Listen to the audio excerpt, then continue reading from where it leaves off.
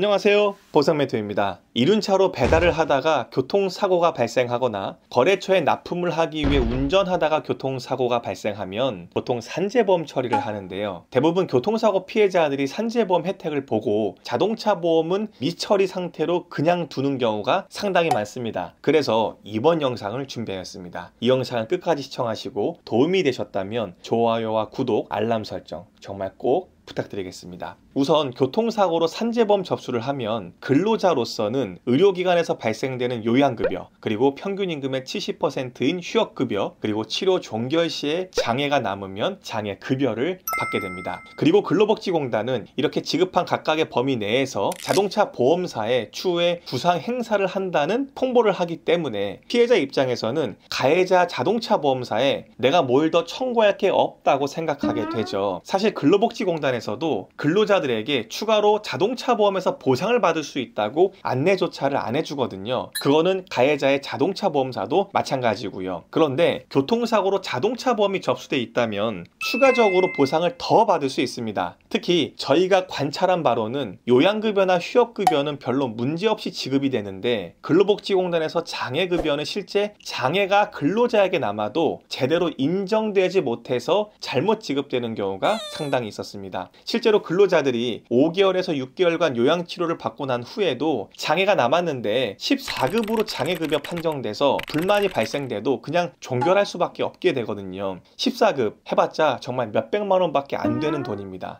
장애가 발생한 분들에겐 정말 작은 보상이죠. 하지만 산재보험의 장애급여는 산재보험법상 장애급여 기준에 따라 보상이 되는 것이고, 자동차 보험은 맥브라이드 방식에 의거하여 장애율과 장애기간을 따져 보상이 되는 것이기 때문에 따라서 초과하는 보상이 발생합니다. 그리고 이렇게 초과하는 보상에 있어서는 자동차 보험사가 2차적으로 무조건 지급해야 하고요. 저희 의뢰인 중에도 이분이 오토바이로 배달 업무를 하시다가 차량이 갑자기 들어오는 바람에 핸들을 틀며 넘어지면서 비접촉 사고로 상완골이 심하게 골절되었습니다. 당시 피해자의 비접촉 사고로 인한 과실은 20% 정도가 되었고요. 사고가 발생하고 주변에서 너도 나도 할 것 없이 사고 나면 우선 산재보험으로 처리를 해라, 산재보험을 하면 휴업급여가 매월 나오니까 좋다고 해서 이분도 바로 산재보험을 접수하고 요양치료를 하였습니다. 몇 개월이 지나고 요양이 종결되고 어깨 관절이 골절 사고로 여전히 잘 안 움직이는 운동장애가 발생했는데도 근로복지공단에 장애급여를 청구했더니 이유 없이 산재보험에서 장애급여 14급 처분을 받게 되었죠. 그래서 더 보상받을 수 있는지를 알아보다가 저희를 통해 추가적으로 자동차 보험에서 보상 진행을 해서 맥브라이드상 영구장애를 인정받아